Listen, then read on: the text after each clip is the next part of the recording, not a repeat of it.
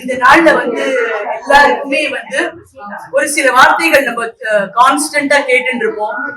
வயசு வித்தியாசம் இல்லாம நம்ம வந்து சில வார்த்தைகள் கான்ஸ்டன்டா கேட்டு இருக்கிற வார்த்தை எது? யாராவது சொல்ல முடியுமா?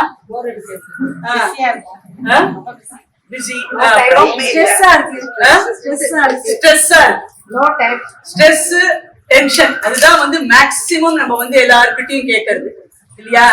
அது ஸ்கூல் பசங்களா இருக்கட்டும், காலேஜ் பசங்களா இருக்கட்டும், கல்யாணம் ஆகாத பசங்களா இருக்கட்டும், வேலைக்கு போறவாடா இருக்கட்டும், லேட் மிடில் ஏஜா இருக்கட்டும், எல்லார்கிட்டையும் நம்ம கேட்கறது வந்து ஒரே ஸ்ட்ரெஸ்மா, பயங்கர ஸ்ட்ரெஸ் லைஃபா இருக்கு, பயங்கர டென்ஷனா இருக்கு இல்லையா? முன்னாடி நம்ம எல்லாரும் ஸ்கூலுக்கு போயிட்டு இருந்தா, காலேஜுக்கு போயிட்டு இருந்தா, அதே மாதிரி ஆபீஸ்க்கும் போயிட்டு இருந்தா, அப்போ இந்த வார்த்தை ரொம்ப வரல, இப்ப வருது. கொஞ்சம் நம்ம யோசிச்சு பார்ப்போம்.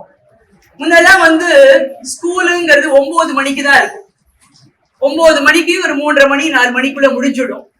இந்த ஸ்கூலுக்கு வந்து எப்போ நடந்துதான் எல்லாரும் போவா இல்லையா?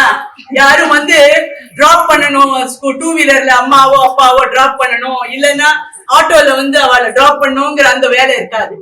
சோ 9 மணிங்கிறச்சே ஒரு 8:40க்கு கிளம்பினா ஒரு 15 நிமிஷத்துல நடந்தே போயிடுவா. கொஞ்சம் தள்ளி இருக்கிற சைக்கிள், டூ வீலர் சைக்கிள்ல போவா இல்லையா? அதுக்கு அடுத்தது இப்ப காலேஜ்னு எடுத்துட்டா கூட மேக்சிமம் நம்ம வந்து ட்ரெயின்ல போவோம், இல்லைனாக்க பஸ்ல போவோம். That is public transport. ஆனா இப்ப என்ன ஆகுது? நம்ம ஒரு டூ வீலர் சைக்கிள் கணக்கிலேயே வராது.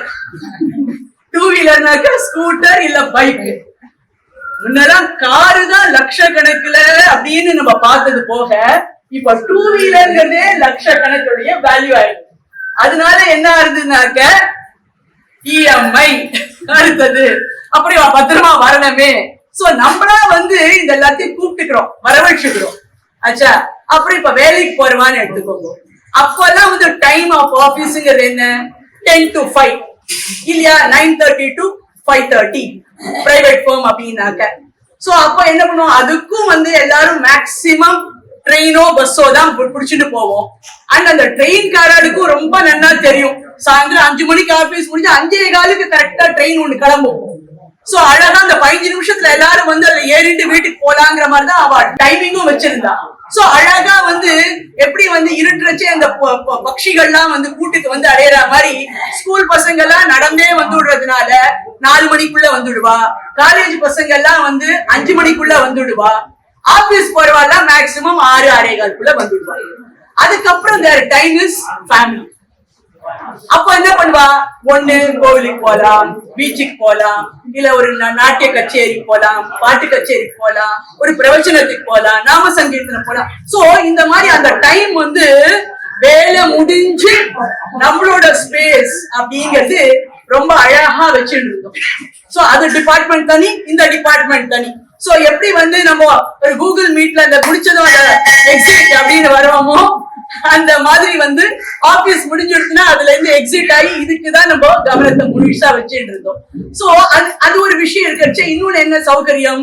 நம்ம வந்து எப்பவுமே வந்து ஓஹோ அது பண்ணணுமா, இது பண்ணணுமா, உடனே இப்ப வந்து இந்த உடனே போன் ஆபீஸ் அதெல்லாம் கிடையவே கிடையாது.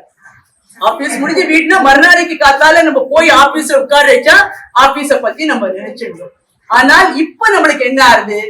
எப்ப இந்த கொரோனா வந்து ஒர்க் ஃப்ரம் ஹோம் அப்படிங்கிற ஒரு சாப்டர் வந்ததோ, நிறைய என்ன ஆகுது? எல்லா மேக்சிமம் கம்பெனி வந்து அமெரிக்காவோட வந்து எல்லாம் அட்டாச்சு கம்பெனி. அந்த டைமுக்கு நம்ம பார்த்து வேலை பண்ணணும் அப்படிங்கறதுனால ராத்திரி 11:30 மணி ஆனா கூட என்ன பண்ணிட்டு இருப்பா? Calls, meetings.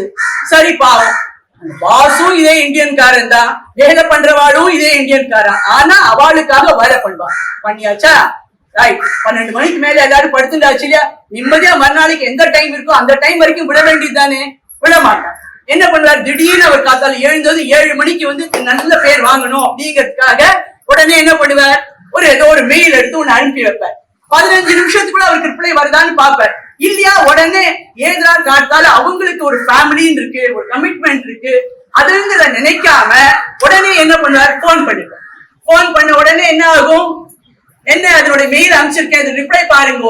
உடனே இவாளால சமைக்கிறதுக்கோ இல்ல வந்து அங்க வீட்டு வேலையோ பார்க்க முடியாது. ஏன்னா அதை படிக்கணும், அதுக்கு என்ன ரிப்ளை பண்ணணும்னு தெரியும், இல்ல வேற யாரையாவது கோஆர்டினேட் பண்ணணும், இந்த வேலை. உடனே என்ன பண்ணுவோம், என்ன கரிகா என்ன பாதி பண்ணிருக்கோமோ அது அப்படி அப்படியே கொஞ்சம் இருக்கும். உடனே டப் டப் டப் டப் ஸ்விக்கி தகாது ஒரு ஆர்டர் பண்ணு, அது பாட்டுக்கு வந்துடும். சோ அது என்ன அவன் என்ன கரிகா பண்றானோ என்ன எண்ணெய் போட்டு பண்றானோ அப்படி நம்ம அதை வர வச்சுட்டு விடுவோம். அதுக்கப்புறம் உட்கார்ந்து அப்பவே வேலையை பண்ண ஆரம்பிக்கும். சோ நமக்கு வேலை குடும்பம் அப்படிங்கிற இந்த 2 சாப்டர் தனித்தனியா பண்ண தெரியாம எப்ப பாரு நம்ம அந்த ஆபீஸே 24 மணி நேரம்னு உழல்றதுனால, அதே மாதிரி லிமிட் பண்ணிக்கல. ஸ்கூல் பசங்கன்னா அவளுக்கு இந்த டைம் போகட்டும், இந்த டைம் வரட்டும். சோ அதுக்கு உடனே வண்டி, அதுக்கு உடனே இஎம்ஐ, அதுக்கு உடனே என்ன கட்டுறது. சோ நம்மளா சில விஷயங்களை இழுத்து விட்டு இருக்கோம். அதே மாதிரி ஆபீஸ் அப்ப போறச்சு என்னன்னா, யாரும் SMS அனுப்ப மாட்டா, யாரும் வாட்ஸ்அப் மெசேஜ் அனுப்ப மாட்டா, ரீல்ஸ் அனுப்ப மாட்டா. ஆபீஸ் போனா ஒழுங்கா அந்த வேலையை பண்ணிட்டு வருவா. சோ அவனுக்கு மைண்ட் கிளீனா போக்கஸ்டா இருக்கும். இப்ப என்ன ஆகும், கொஞ்சம் வேலை பண்ணிட்டே இருக்க டைம் அப்படின்னு ஒரு சவுண்ட் வரும். உடனே அதை திறந்து பாப்பா, யாருக்கு இருந்தோ மெசேஜ் வரும், இல்ல வீட்டுல இருந்து இதை வாங்கிட்டு வரணும், இல்ல இங்க அங்க போகணும். சோ நம்மளுக்கு என்னன்னா at a time multi work பண்றதுங்கிறது ஆயிடுது. ஒன்ன கான்சென்ட்ரேட் பண்ணி ஒன்ன முடிச்சுட்டு அழகா இன்னொன்னுக்கு போங்கிறத விட்டுட்டு நம்ம இது மாதிரி பண்ணிட்டு இருக்கோம். இதுக்கு ஒரே ஒரு சொல்யூஷன், ஒன்னே ஒண்ணு, you have to surrender to God. என்ன அப்படின்னு கேட்கலாம். இந்த உழல்ல இருந்து நான் பண்ணணும்னா, எனக்கு நம்மளுடைய தர்மத்தை நான் ஃபாலோ பண்ணணும்னா நீ எனக்கு வழிகாமி. எப்படியாப்பட்ட தூங்கின பயிரெல்லாம் கூட தட்டி எழுப்பி அவ அழகா பண்ணி கொடுத்துருவா. நடக்குமா நினைச்சதெல்லாம் சுவாமி நடத்தி கொடுத்துருவார். அந்த நாள்ல தினம் கோவில் போற பழக்கம் எல்லாரும் வச்சுட்டு இருந்தா. எதுக்காக கோவிலுக்கு போயிட்டு இருந்தா, அங்க போனாக்க அந்த பாசிட்டிவ் வைப்ஸ் வரும். இப்பவும் கோவிலுக்கு போறா, அப்பப்ப போயிட்டு இருக்கா. அங்க என்ன பண்ணுவா, அப்பதான் போன் வரும். நான் இந்த மீட்டிங்க்கு நான் அதை பத்தி நான் சொல்றேன், நான் கோவில்ல இருக்கேன், ஒரு 2 மினிட்ஸ் கழிச்சு பேசுறேன். அங்க உடனே இன்னொருத்தர் ஒரு செல்ஃபி, இந்த பேக்ரவுண்ட் நல்லா இருக்கா, இந்த இடத்துல நல்லா இருக்கா அப்படின்னு சொல்லிட்டு உடனே photos. So it is not a picnic spot. கோவில்ங்கிறது நம்மளுடைய ஆத்ம அபிவிருத்திக்காக, நம்ம ஒரு பாசிட்டிவ் வைப்ரேஷன் எடுத்துக்கணும் அப்படிங்கிறதுக்காக போற இடம். அத ஒரு பிக்னிக் ஸ்பாட் மாதிரி ஜஸ்ட் ஒரு ஸ்டேட்டஸ்ல போடுறதுக்காக அத போட்டோ எடுத்துட்டு பண்றது நோ. தயவு செஞ்சு இனிமே நம்ம பழைய வழி போகணும்னாக்க, ஒண்ணு போனை பிளைட் மோட்ல போட்டுக்கோங்க. சைலண்ட் கூட நான் சொல்ல மாட்டேன். சைலண்ட்ல போட்டா எனக்கு கிருங்கும், உடனே நம்மளுக்கு அந்த சவுண்ட் இதுவாகும். அதனால ஐயோ யாரோ போன் அடிக்கிறா போட்டு இருக்கு, டக்குன்னு உடனே நம்மளுக்கு டென்ஷன் அங்க டைவர்ட் ஆயிடும். அதனால பிளைட் மோட்ல போட்டுடுங்க. அப்ப ஒரு சத்தமும் வராது. கோவில் போற முடிச்சுட்டு நீங்க வெளியில கிளம்புற வரைக்கும் உங்களுக்கு எந்த டிஸ்டர்பன்ஸும் இருக்காது. ஏகாந்தமா நம்ம பகவானை நம்ம தரிசனம் பண்ணலாம். அங்க போங்க. இப்ப இனிஷியலி காத்தால முடியும்னா காத்தால போங்க, சாயந்தரம் முடியும்னா சாயந்தரம் போங்க. ஆகப்படி ஒரு நாள் மார்னிங் டு நைட் கூட ஒரு தடவை போகணும் அப்படின்னு வச்சுக்கோங்க. அதுதான் நம்ம தர்மத்துல பண்ணிட்டு இருந்தா. பண்ணும் போது அங்க எதுக்காக போன் டிஸ்டர்பன்ஸ் வேண்டாம்னா, இங்க போங்க, இங்க பகவானை என்ன அழகா அலங்காரம் பண்ணிருக்கா, என்ன வஸ்திரம் சாத்திருக்கா, என்ன புஷ்பம் போட்டிருக்கா, என்ன ஆபரணம் போட்டிருக்கா அப்படின்னு பாருங்க. இத்தனைக்கும் நம்ம எல்லா கோவில்லையும் விக்கிரகம் கருப்பு கலர் கல்லுதான் இருக்கு. ஆனா என்ன வஸ்திரம் கலர் போட்டா கூட அந்த ஒரு அழகு, அந்த ஒரு பிரவாகம் நம்ம கிட்ட, அந்த போர்ஸ் வர்றது நம்ம எங்கேயாவது இல்லைன்னு சொல்ல முடியுமா? அந்த போர்ஸ், அந்த பாசிட்டிவ் வைப்ரேஷன் உங்களுக்கு வரணும் அப்படின்னா கண்டிப்பா போய் கோவில்ல காத்துட்டு இருக்கா அம்பாளும் பகவானும் காத்துட்டு இருக்கா. வாங்கோ, உங்களுக்கு என்ன ப்ராப்ளம் நான் சால்வ் பண்றேன்னு சொல்லி வெயிட் பண்ணிட்டு இருக்கா. போங்க, போயிட்டு அப்ளிகேஷன் கூட ஒண்ணும் கொடுக்க வேண்டாம், ஜஸ்ட் நின்று ரசிங்கோ.